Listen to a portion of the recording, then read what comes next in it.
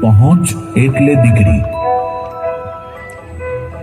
કોઈએ એવું કહ્યું કે માતા પિતાના સત્કર્મમાં ઈશ્વરે આપેલી પહોંચમાં ઈશ્વરના હસ્તાક્ષર એટલે દીકરી. પણ આજે મને કહેવા દો કે દીકરીની સાચી વ્યાખ્યા શું હોય?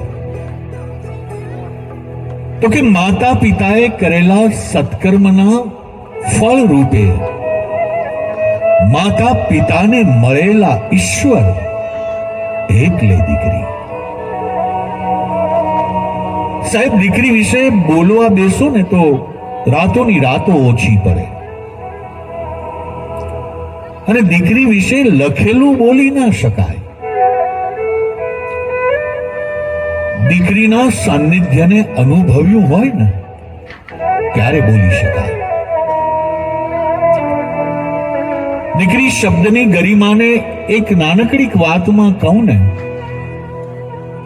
તો એટલું કહી શકું કે આ પૃથ્વી ઉપરની કોઈ પણ સ્ત્રી, બહુ ધ્યાનથી સાંભળવા જેવી વાત છે કે આ પૃથ્વી ઉપરની કોઈ પણ સ્ત્રી બહેન ન હોઈ શકે, માં ન હોઈ શકે, દાદી ન હોઈ શકે, નાની ન હોઈ શકે, માસી ન હોઈ શકે, ફૈબા ન હોઈ શકે, મામી ન હોઈ શકે, કાકી ન હોઈ શકે, પત્ની ન હોઈ શકે. આવું બને? આ વિશ્વની કોઈ પણ સ્ત્રી આમાંનું એક પણ પદ ન ધરાવતી હોય એવું બને? પણ આ પૃથ્વી ઉપરની કોઈ પણ સ્ત્રી દીકરી ન હોય એવું ક્યારેય ના બને. અને એટલે જ આપણા શાસ્ત્રોમાં પણ કહેવાનું, દીકરી દેવો ભવ.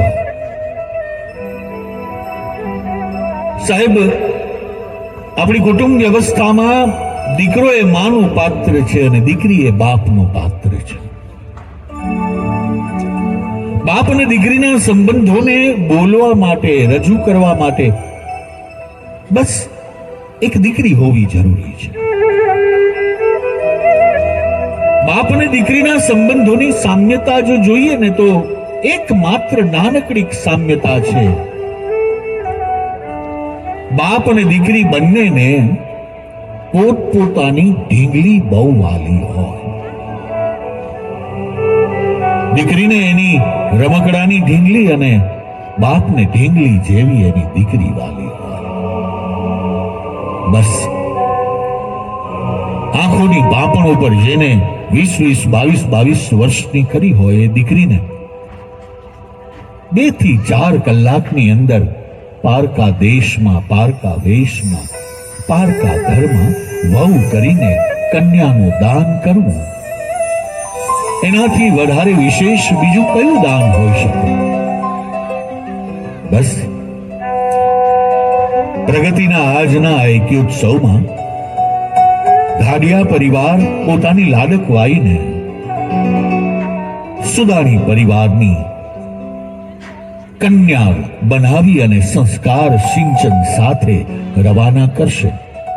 આવો આ સમગ્ર ઘટનાને, આ સમગ્ર આપણા વ્યવહારને સૂર, શબ્દ અને તાલ સાથે સાંભળીએ.